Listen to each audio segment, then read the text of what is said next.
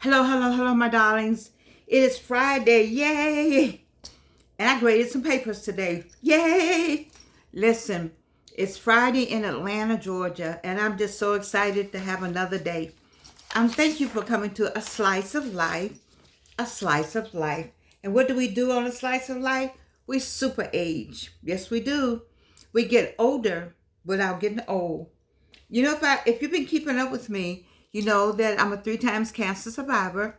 Don't have any teeth right now. I tried to give y'all some different hair today, but I didn't like it. So I'm back to this hair right now. That's what I'm doing right now. It's okay. Anyway, and I have my different glasses. They all for sale. They're going to be on Patreon. I just don't have them on there yet, but I'm working my way along with my book, Guide to the Second Time Bride, and my daughter's book, Lord Have Mercy. So we have books over on Patreon. We have the glasses over there. All glasses are $20. But we don't have anything over there yet because I just found them, and I'm so glad you subscribed. And I hope I say something or have something on here that you like as we talk about getting older.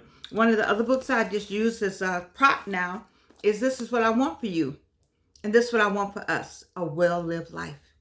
A well-lived life. So, Georgianne doesn't work on the weekend, so it's Friday. But also, school is out Tuesday at Clark Atlanta University. And I want to thank everybody again at Clark Atlanta University that agreed, voted for, raised their hands, smiled and supported for me to receive an award at the Baccalaureate Service. Not any award, but an Evelyn Lowry Award, along with Grace Towns Hamilton Award. You just don't get that every day for my work in social justice. And I guess because somebody said she was marching back there as a kid and got burned with a cigarette, we're going to do something about that in 2024. So it's okay. I was good then. I'm good now. But I'm grateful. I'm grateful because nobody has to do anything for you. That's what I learned early in life. So when people want to acknowledge you, I say thank you. I thank you. I thank you, Clark Atlanta. We have a wonderful president, President George French. I think I sent him the wrong email. I think my email, George and Georgianne, I meant to write him and say, I think I sent you one of my emails. Because they come up on that's too much. Anyway, what are we talking about today? Well, listen, I have found some people on the internet that I love. The get started editing people. I love the work that they do. Every time I get on here, when I pull this hair comes out. I apologize. But it's a Laclan, Lachlan, Lachan, something Brown. He wrote this piece. You see it?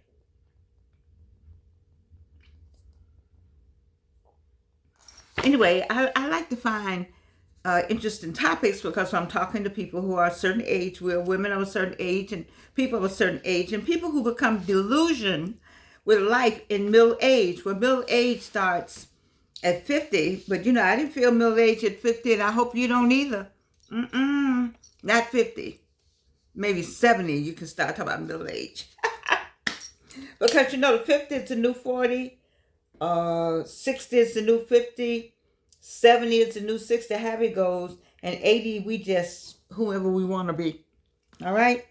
But I like what he is it a he? I think it's a he. The first line that got me was, there's a big difference between simply aging and becoming disillusioned with life as you age. There are some people who become disillusioned with life, or they just get tired. I'm trying to get you out the coffin. You hear me talk about that all the time. I'm trying to get you to think about having a different life and enjoying life. And, all those skills that you have up here. Remember, this controls everything. But all these skills, all these things you learned over the years, what's going to happen with those things? Why can't we put them in a book? Why can't we have some workshops? Why can't we share them?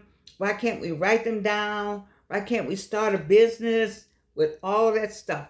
And why can't we pass it on, get you a youngin', and you all work together? I think we don't have enough intergenerational businesses starting. I think that you have some things that you know how to do, and the youngins know how to do it better. not necessarily better, I'm sorry.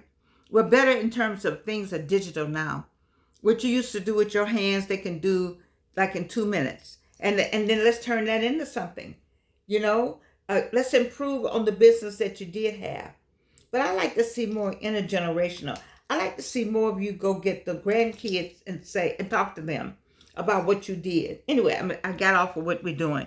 There's a big difference between simply aging and becoming disillusional. And so that's what this is all about. One of the things that you look for when people are when people are doing this, they have constant dissatisfaction, according to the research this young man did. Constant dissatisfaction, or this person did, because I'm not sure. So if you're constantly not satisfied, there's something wrong with that.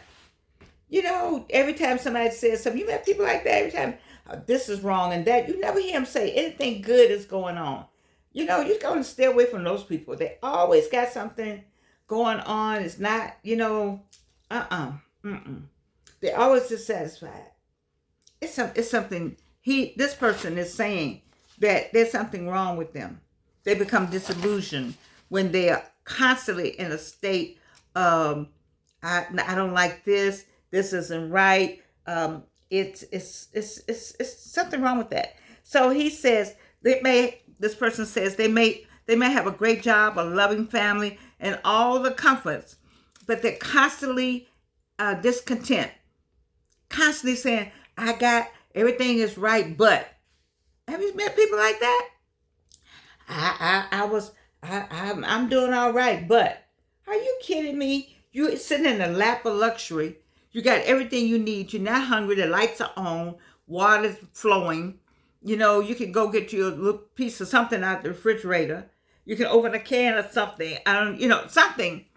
You can do something that, the small things make a difference. And then you are dissatisfied? Are you kidding me?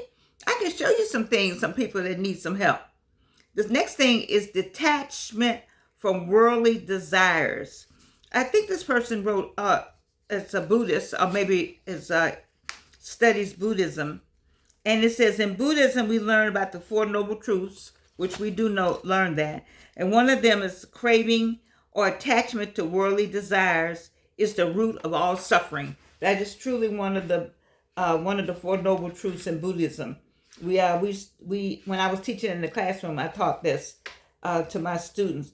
Craving or attachment to worldly desires is the root of all suffering. And you think about that. If you crave something and you attach to it, you got to have this, you got to have that. You got to have, like me, and Sammy cakes. It's the root of all suffering, and fat, and sugar, and all the things I don't need. It's a craving, but I do put it in check. But that's not a good example. But people who crave and attach to worldly desires, you have to know how to get a balance with that. You can come disillusioned with that. We got a lot of people out here that have strange cravings and attached to some strange worldly things, and that's why they're suffering. They're really suffering. So you want to remember that there's a lack of motivation. A lack of motivation is a telltale sign of a person becoming disillusioned in their middle age. They drag their feet, they procrastinate more, according to the study. There's a lack of motivation. It's hard to be motivated, though. Look, I tell you, Jordan, it's hard to be motivated. I sit there. See, I told you on the other day, it takes a lot to get this face together, this hair together.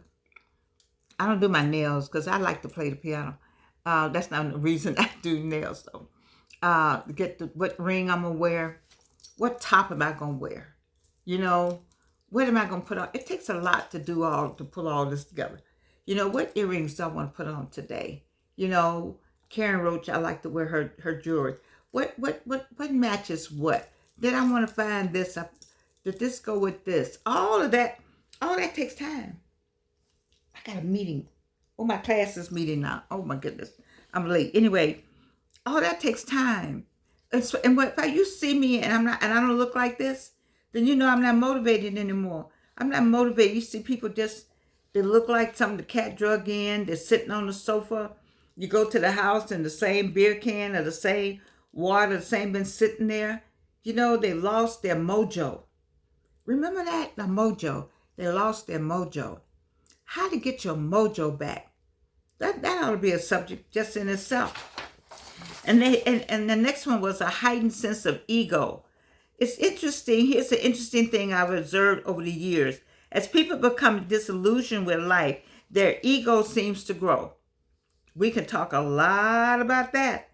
That ego gets all inflated, and which really leads to more dissatisfaction. And so the next one is overly focused on the past or the future. Oh my God, we got a whole bunch of people that are living in the past. It's a whole bunch of people that I don't move around with anymore because they constantly talking about what used to be. And I have a friend, Cornell calls it old glory. People living in old glory. Back in the day I was this, back in the day I was that, back in the day I did this, and back in the day I did that. Well, we ain't back in that day. Let's talk about something else. Let's take all of that knowledge and put it in something else. Let's see how we can take that knowledge, because I don't knock the knowledge down, because you do have the knowledge. But let's take that knowledge and reshape it, digitize it, you see, and let it work for somebody else. They're overly focused on the past and the future, or what's going to happen, just worried about what's going to happen. What God say? You got the now. And the Buddhists say that too. The Buddhists say that. The Christians say that. Maybe everybody kind of says, all you got is now. Your present is already the past. Your future is already right there. But all you got is the now. Then they have something called neglecting mindfulness. Mindfulness is the cornerstone of Buddhist teaching. It's all about being present and fully engaged with whatever you're doing in the moment, free from distraction or judgment. So I don't neglect mindfulness. It's all about being present. I'm fully engaged with whatever I'm doing. Like I'm getting ready for my reunion at Spelman. I got a meeting right now I'll be going to. It says, remember, mindfulness is not just a practice, but a way of life. It's about paying attention to our life as it unfolds moment by moment. Are you paying attention to everything that's going on around you? Are you making sure that everything going on around you is correct or is in good order? Some of us have forgotten decorum. Yeah, we got a lot of decorum that's been lost. You know, but mindfulness is to keep, do you know what's going on with you? All right? And increase cynicism. It's these cynics. Always been cynical about things. I have somebody that's cynical. You don't want to hear all that. We don't, always questioning things, always critical. You know, can you just, there's nothing wrong with critical thinking. Don't get me wrong. There's nothing wrong with critical thinking. There's nothing wrong with maybe some kind of cynical part of you maybe helps with the critical thinking. But to always be criticizing, I don't care what it is, something got to be right somewhere in life. Goodness gracious. That's when you become that cranky old man, that cranky old woman. That's what that is right there. Cranky. We not cranky man, old man. We not cranky old woman. No, we not. Not on a slice of life. No. And the last one I think is a loss of compassion. It says in Buddhism, we learn about the importance of karuna or compassion. It's essential for our own happiness and for the well-being of others around us. You know, compassionate. You got to have some compassion for, just not for little kids or for the animals. I heard a horrible animal story where a person drowned her cats. Oh, I thought that was a horrible story. People don't seem to have much compassion these days. Everybody's cut and dry. Cut and dry, mad about everything, angry about everything. There's some kind of tension in the air. Don't you feel it? Don't you feel that tension in the air? Oh my God, doesn't it give you a headache sometimes? People just, something. Anyway, we don't do that on a slice of life. No, we do not. We have compassion. We have empathy with people.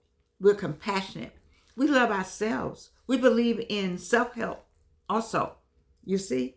We also believe in giving is receiving is giving. Yes, we do. We love God. We love our neighbor as thyself. You see? It's a whole lot of Christian principles that we learned as a child in Sunday school. You know, that maybe we haven't been to church in a long time. Maybe after the pandemic, you stopped going to church. But you remember some of those things as a kid when you went to kindergarten. Remember you had to play in the sandbox. It said play nice. Well, you know what? We need to play nice. And I think that's what I'm going to leave you on. That's what's not going on in America right now. We're not playing nice. I like that, Georgianne. But let me tell you about what I think we need to do. We need to remember God is love. Love thy neighbor as thyself. Love thy neighbor as thyself. Giving is receiving. Receiving is giving. Have compassion for one another. You know, remember we're all humans. If we can get everybody to remember we're humans, the rest of the other stuff will go away. I promise you it will. But we're not looked at, people of color not looked at as humans. We always looked at under some other lens. But if we will all remember that you got to die just like me. You got to put your pants on just like me. You'll have cancer just like me. You believed all that, forget all that, and become human. And remember that God is love. If you want to know more about what I talked about today, go online. Here it is. I like to find these goodies and give a Georgianne spin and share it with you. Because I want you to what? I want you to have that well-lived life. I want you to love the journey. I think that's on my sign back here. We got to be on the journey. What's your alternative? Your alternative is to get in the coffin. So right now, I don't want that to be your alternative. I want you to come with me on a slice of life. Love the journey. And know this, that I love you. Yes, I do. And you can't do anything about it.